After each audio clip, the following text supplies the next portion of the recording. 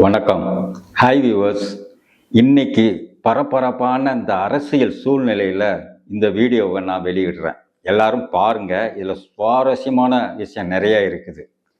அதாவது 60 வருஷமாக அதிமுக திமுக மாறி மாறி ஆட்சி செய்து வந்த இந்த தமிழ்நாட்டில் இன்னைக்கு புதுசாக மூன்றாவது ஒரு கட்சி ஆட்சிக்கு வந்திருக்கு. எல்லாரும் சந்தோஷமான விஷயம்தான். ஏன்னா நிறைய பேர் முயற்சி பண்ணாங்க, அவங்களுக்கு இந்த வாய்ப்பு மக்கள் கொடுக்கல. ஆனால் இந்த தமிழ்நாட்டு மக்கள் இந்த கட்சிக்கு தாவேகா தமிழக வெற்றி கழகத்துக்கு இந்த வாய்ப்பை கொடுத்துருக்குறாங்க. ரொம்ப சந்தோஷம்தான். இன்னைக்கு நமக்கு புதுசாக ஒரு முதலமைச்சர் திரு விஜய் அவர்கள் கிடைத்திருக்கிறார்கள்.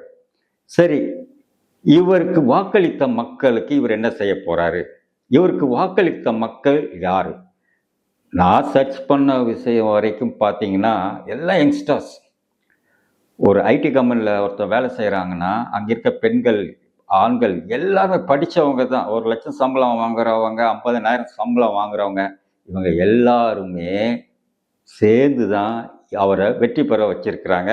அது மட்டும் இல்லாமல் குடும்பத்தில் குழந்தைங்க அவருடைய ரசிகர்கள்.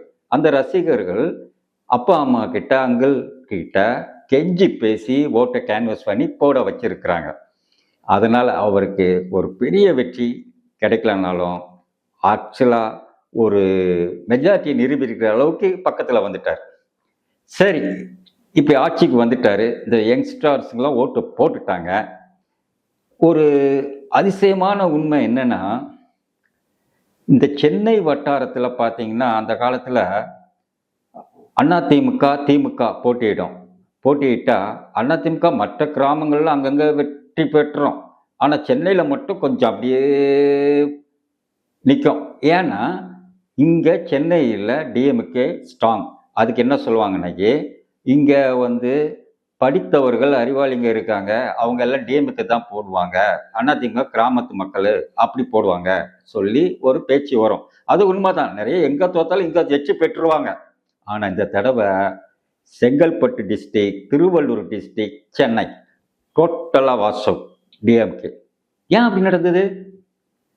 இங்கேயும் படித்த மக்கள் தான், அதே மக்கள் தான். யாரு?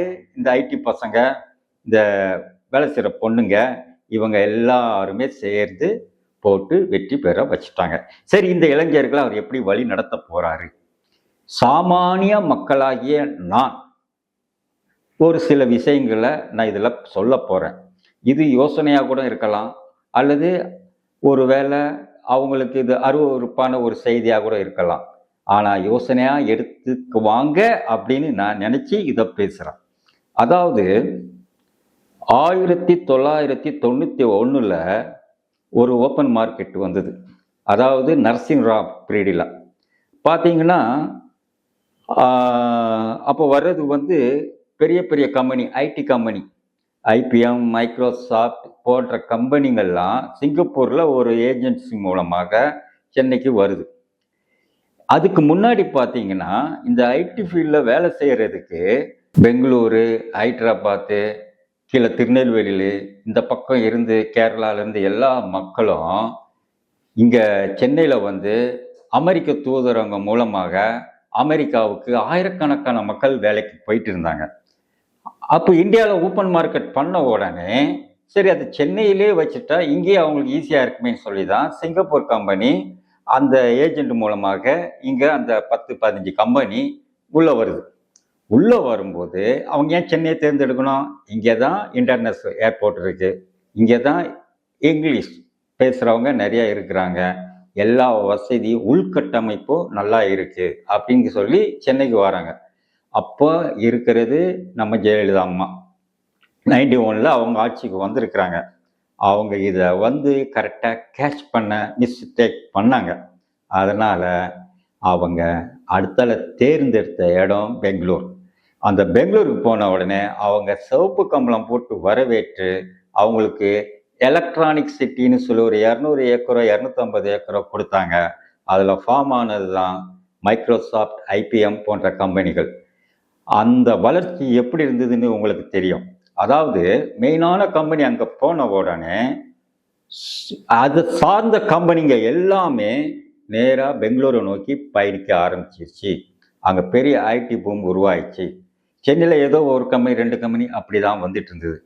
அந்த மாதிரி பெரிய வளர்ச்சி வந்தோடனே வெளிநாட்டில் இருக்கிற பிரைம் மினிஸ்டர், அதிபர் எல்லாமே அந்த அந்த ஐடி பூமை பார்க்கறதுக்கு பெங்களூரை நோக்கி படையெடுக்கிறாங்க. நேராக வராங்க. பெங்களூரு இன்டர்நேஷ்னல் லெவலில் பேசப்படுது. அது ஒரு பெரிய சிட்டியாக வருது. அந்த வச்சு நிறைய கம்பெனிங்க உள்ளே வருது. நிறைய அதாவது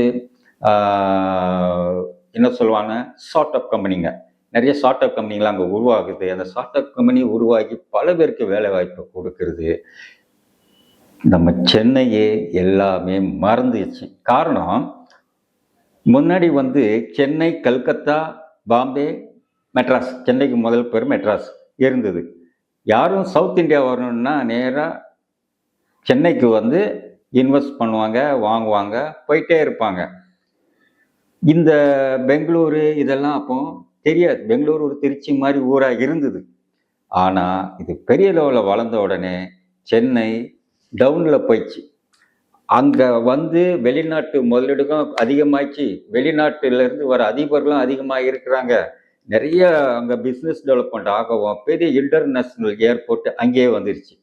அங்கே வந்ததுனால இந்த மக்கள், நம்ம மக்கள் எல்லாமே ஒரு பெங்களூர்ல இருந்து வெளிநாட்டு இணைப்பு நிறைய கிடைச்சிது. நூற்றுக்கணக்கான வெளிநாட்டுக்கு ஃப்ளைட்டு போயிட்டு வரவும் இருக்கவும் நம்ம தமிழ்நாட்டு மக்களும் அங்கே போய் தான் ஏறுறாங்க. அங்கே தான் ஒரு பெரிய எக்கனாமிக் ஸ்கேட்டரே உருவாயிடுச்சு. சென்னை ஏர்போர்ட் அந்த அளவுக்கு டெவலப் ஆக முடியல. காரணம், இங்கே அந்த அளவுக்கு பிஸ்னஸ் வளரலை. ஆனால் அதுக்கப்புறம் பார்த்தீங்கன்னா ஒரு கலைஞர் ஆட்சி வருது. ஆனால் வந்த உடனே அவங்க என்ன முயற்சி எடுக்கிறாங்கன்னா, இந்த ஐடி பூம் ஃபுல்லாக போயிடுச்சு. இப்போ சென்னைக்கு வந்து இன்வெஸ்ட்மெண்ட் பண்ண வருவாங்களா? வரமாட்டாங்க. காரணம், அங்கே தான் டெவலப்மெண்ட்டு, அங்கே தான் எல்லாமே கிடைக்குது. சரி, இவங்க எப்படி உள்ளே கொண்டு வருது?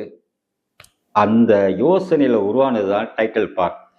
டைட்டில் பார்க் வந்து பலதரப்பு மக்கள், சாதாரண ஒரு ஐடி கம்பெனி வச்சிருக்கிறவன், பெரிய லெவலில் இருக்கிறவன் எல்லாருமே இங்கே வந்து ஒரு பில்டிங் கட்டி அதில் வந்து வேலை செய்ய வைக்கணும்னா செலவு அதிகமாகும், காலதாமதமாகும்.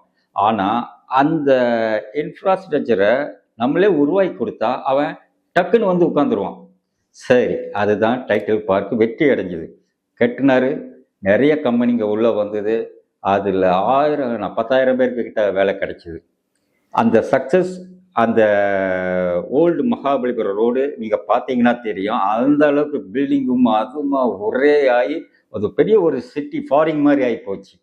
இன்னைக்கு அந்த பக்கம் போனாலே அந்த வளர்ச்சி தெரியும் உங்களுக்கு. அங்கே மட்டும் இல்லை, கோயம்புத்தூரில் ஒரு டைட்டில் பார்க் கட்டினாங்க. அது மாதிரி மாறி மாறி தமிழ்நாட்டில் இப்போதெல்லாம் சின்ன சின்ன டைட்டில் பார்க் கட்டிட்டு வராங்க. இதனுடைய வளர்ச்சி அப்படி இருந்தது. அது மாதிரி லேட்டஸ்ட் டெக்னாலஜிக்கு என்னென்ன வேணுமோ எல்லாத்தையும் சேர்த்தாங்க. அதுக்கப்புறமா திருப்பி ஏடிஎம் கார்ட்ஸ் 10 வருஷம் இருந்தது. அவங்க அந்த அளவுக்கு அதை சரி பண்ணலை, திருப்பி அதை வந்து டெவலப்மெண்ட் பண்ணலை, அப்படியே போட்டாங்க. திரும்பியும் டிஎம்இ காட்சி வருது. வந்த உடனே திருப்பியும் லேட்டஸ்ட் டெக்னாலஜி என்னென்ன இருக்குது அதையெல்லாம் பார்த்து பார்த்து செஞ்சாங்க.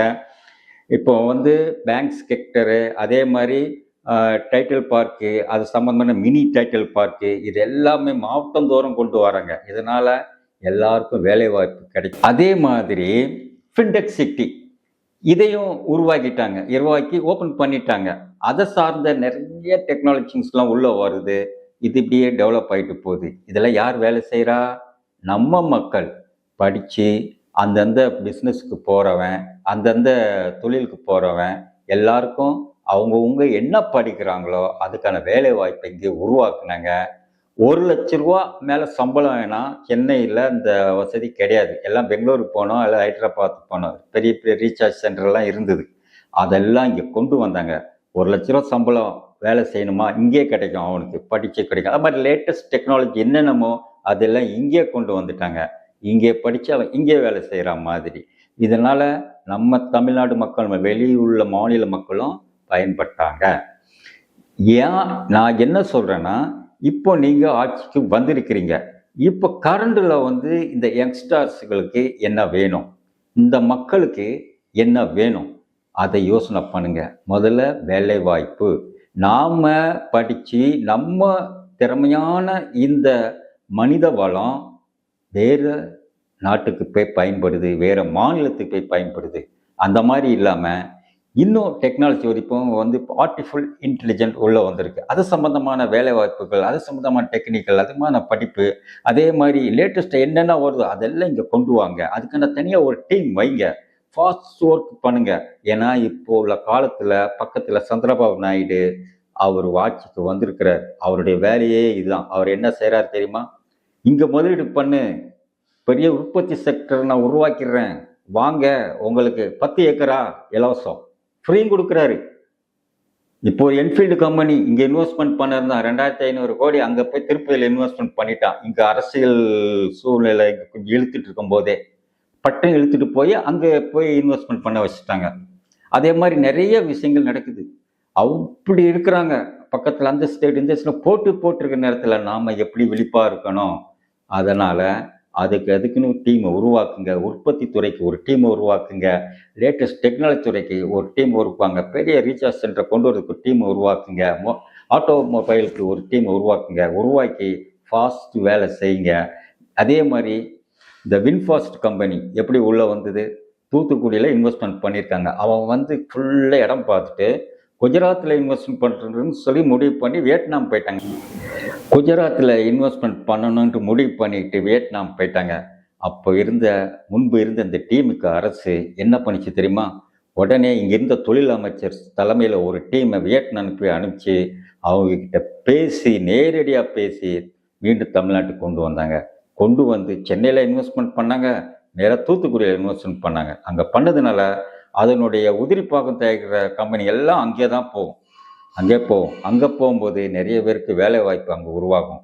அதே மாதிரி சேலம், திருச்சி, மதுரை, அதே மாதிரி கோயம்புத்தூர், ஒவ்வொரு இடத்துல ஒரு எக்கனாமிக்ஸ் ஜிம், ஒவ்வொரு இடத்துலையும் ஒரு செக்டர் உருவாக்குறாங்க.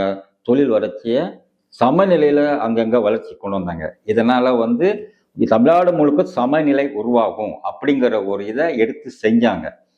அதை தொடர்ந்து செய்யுங்க. அவங்க நல்லா செஞ்சாங்க. அதை இன்னும் நல்லபடியாக நீங்கள் இன்னும் நல்லா செய்யுங்க. செய்யும்போது தமிழ்நாடு 1 ட்ரில்லியன் எக்கனாமிக் அந்த இதை சீக்கிரம் நெருங்கிறோம். 1 ட்ரில்லியன் எக்கனாமிக் வந்தால் என்ன நடக்கும்? இப்போ சாதாரண மக்களுடைய 15,000 ரூபாய் சம்பளம் 30,000 35,000 உயரும்போது அவன் செலவழிக்கிற 15,000 ரூபாய்க்கு என்ன கவர்மெண்ட் டேக்ஸ் போதோ, அவன் 30,000 சம்பாதிக்கும் எவ்வளோ டேக்ஸ், அந்த மாதிரி ஜிடிபியும் உயர போகும். இப்படி போகும்போது தமிழ்நாடு வளர்ச்சி எங்கேயோ போயிடும். ஏன்னா நம்மக்கிட்ட ஆல்ரெடி கல்வி தகுதி இருக்குது, நம்மக்கிட்ட நல்ல மனித வளம் இருக்குது, எல்லாம் சமமாக நமக்கு எல்லாருமே எல்லா பகுதியில் மக்களும் சமமாக உயர்ந்து வந்திருக்காங்க. அதனால் இந்த மக்களை அடுத்த ஸ்டேஜுக்கு கொண்டு போகிறதுக்கு இதில் விரைவான நடவடிக்கை எடுங்க. ஃபாஸ்ட்டாக போங்க. பக்கத்து மாநிலம் விழிப்பாக இருக்குது.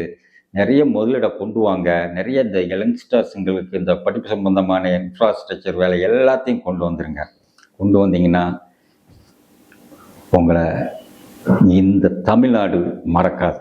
ஆஹா, அருமையாக செஞ்சிட்டாரு, எவ்வளோ வேலை வாய்ப்பு உருவாக்கியிருக்காரு, எல்லாம் லேட்டஸ்ட் டெக்னாலஜினா தமிழ்நாடு தான் அந்த அளவுக்கு போயிடணும். அது ரொம்ப சந்தோஷமான செய்தி. செய்யுங்க.